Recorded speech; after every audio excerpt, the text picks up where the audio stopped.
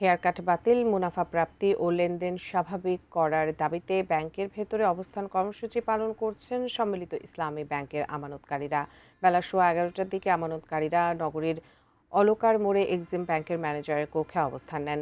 এ সময় বিক্ষুব্ধ গ্রাহকরা অভিযোগ করেন, গত 2 বছর ধরে ব্যাংকের স্বাভাবিক লেনদেন কার্যত বন্ধ রয়েছে। লাখ লাখ টাকা আমানত রাখলেও তারা কোনো মুনাফা পাচ্ছে না।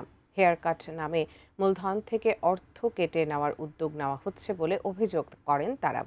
গ্রাহকদের দাবি, অনেকেই তাদের সঞ্চয় ও পেনশনের অর্থ ব্যাংকে জমা রেখেছেন, কিন্তু লেনদেন সীমিত থাকা এবং মুনাফা না পাওয়ায় তারা চরম আর্থিক সংকটে পড়েছেন। এদিকে ব্যাংক কর্তৃপক্ষ জানিয়েছে, বিষয়টি সম্পর্কে সরকার অবগত রয়েছে। সরকারের নির্দেশনা অনুযায়ী ব্যাংকের কার্যক্রম পরিচালনা করা হচ্ছে।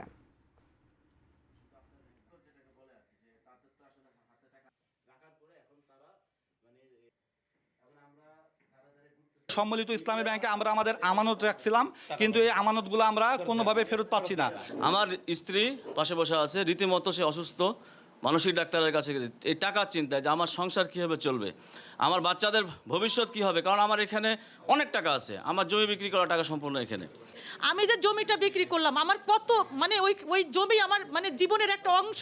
সেই জমি আমি বিক্রি করে ব্যাংকে টাকা রাখছি, সেই টাকার জন্য আজকে আমি ব্যাংকে ব্যাংকে দাঁড়ে দাঁড়ে ঘুরে বেড়াচ্ছি। এক্সিম ব্যাংকের পক্ষ থেকে যে রেজুলেশন স্কিম যেটা দিয়েছে গভর্নমেন্ট থেকে, আমরা কিন্তু সেভাবে পেমেন্ট করে যাচ্ছি। যদি এর মাঝে কেউ 2-1টা পেমেন্ট না পেয়ে থাকে, হয়তো আমাদের আইটিতে কোনো সমস্যা হয়েছে ওই কাস্টমার আইডিতে, যদি ব্যক্তিগতভাবে ওনারা আমাদের সাথে যোগাযোগ করে, তাহলে আমরা ওই ইস্যুটা সলভ করে দেব ইনশাল্লাহ।